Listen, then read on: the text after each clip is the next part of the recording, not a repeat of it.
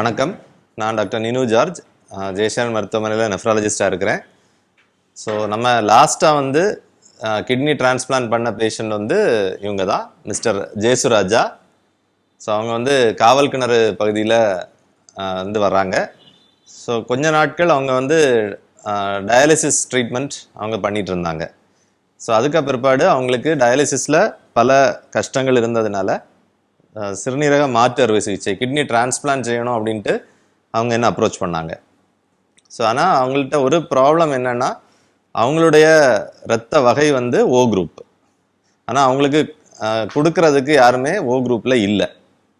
So அதனால் அவங்களுடைய அப்பா, அவங்க வந்து 65 வயதான அவங்க அப்பா வந்து அவங்களுக்கு கிட்னி கொடுக்கணும் அப்படின்ட்டு முன் வந்தாங்க. ஸோ அவங்கள நம்ம ரொம்ப பாராட்டுறோம். இந்த ஒரு நல்ல செயல் அவங்க செய்ததுனால இன்னைக்கு ஜேசுராஜாவும் நல்லா இருக்கிறாரு, அவங்க அப்பாவும் நல்லா இருக்கிறாங்க. ஸோ இதில் என்ன வித்தியாசமாக நம்ம பண்ணோம் அப்படின்னா, இவங்களுடைய இரத்த குரூப் வந்து பி குரூப். ஸோ பி குரூப்லேருந்து நம்ம கிட்னி எடுத்து ஓ குரூப்பான ஒரு நபருக்கு நம்ம பொருத்தணும்.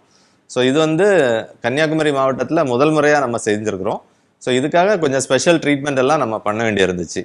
ஸோ அவங்களுடைய அனுபவங்கள் எப்படி இருந்துச்சு அப்படிங்கிறத நம்ம ஜெயசுராஜாவுடைய மனைவி இடத்துல கேட்டு தெரிஞ்சுக்கலாம். என் பேரு செல்வி, என் கணவர் பேர் ஜெயசுராஜா.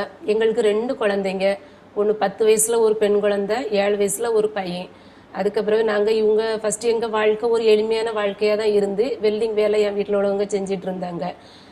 இது எப்போ நாங்கள் கண்டுபிடிச்சோன்னாக்கி, என் பையனுக்கு ஒரு உடம்பு சரியில்லைன்னு சொல்லிட்டு ஒரு ஆஸ்பத்திரியில் நாங்கள் போகும்போது இவங்களுக்கு காய்ச்சல்னு வந்து அதில் தான் நாங்கள் இவளுக்கு உப்புனி நாங்கள் கண்டுபிடிச்சது அதில் தான். ஆனால் 6 வருஷமாக நாங்கள் நல்லா கஷ்டப்பட்டோம். மிஞ்சி போனால் நாங்கள் ஃபஸ்ட்டு நாட்டு மருந்துக்கு போய் அதில் ஒரு 3 வருஷம் கஷ்டப்பட்டு அதுக்கு பிறகு தான் நாங்கள் டயாலிசிஸ்க்குன்னு வந்தோம். அந்த டயத்தில் வந்து உங்களுக்கு வெட்டு வந்து அதில் ரொம்ப கஷ்டப்பட்டாங்க. அவங்களுக்கு வந்து ஒரு 3 வருஷமாட்டு நாங்கள் டயாலிசிஸ் போட்டோம். அதில் வந்து பல பிரச்சனைகள்.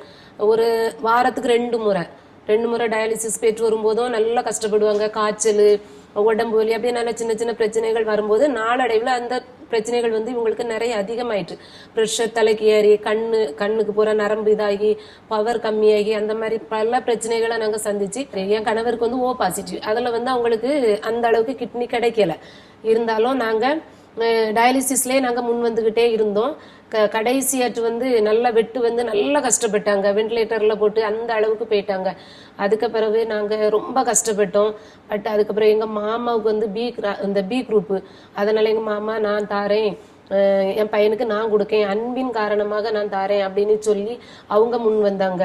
அதுக்கப்புறம் நாங்கள் குரூப்பு வேறணுன்னா கொஞ்சம் எங்களுக்குள்ள ஒரு சின்ன அச்சம் இருந்துச்சு.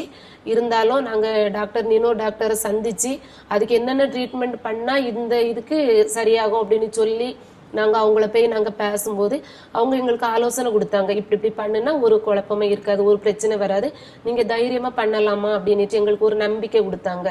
கொடுக்கும்போது நாங்கள் பிளாஸ்மா முறையில் எங்களுக்கு வந்து இந்த ட்ரீட்மெண்ட் நடக்கும்போது 3 தடவை நாங்கள் பண்ணி அதுக்கப்புறம் அவங்களுக்கு உடம்பு நல்லா கொஞ்சம் கஷ்டமாக இருந்துச்சு பிளாஸ்மா கொடுக்கும்போது.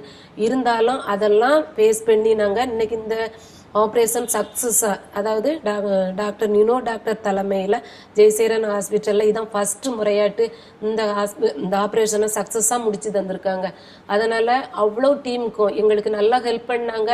அவங்களுக்கு எப்பப்போ என்னென்ன தேவைங்கும்போது பக்கத்தில் இருந்து அவங்கள கண்காணிச்சுக்கிட்டு அவ்வளோ வேறும் நல்லா சப்போர்ட்டாக இருந்தாங்க. எங்கள் மாமாவுக்கும் அதே மாதிரி அந்த ட்ரீட்மெண்ட்டு. வயசு 65 வயசு ஆகுது. இருந்தாலும் அவங்களுக்கும் எந்த ஒரு பிரச்சனையும் இல்லாமல் அவங்களும் இப்போ நல்லா நார்மலாக இருக்காங்க. அதனால் யாருமே பயப்பட வேண்டியதில்லை. குரூப் மாறினாலும் நல்லா சக்ஸஸாக முடிக்கலாம். அதனால் அந்த டயாலிசிஸ் தான் ஒரு வாழ்க்கைன்னு நம்ம வேண்டாம். அதாவது சர்ஜரி மூலமாட்டு குரூப் மாறி இருந்தாலும் பண்ணலாம், நம்ம அதுக்கு முன் வரலாம். நன்றிம்மா.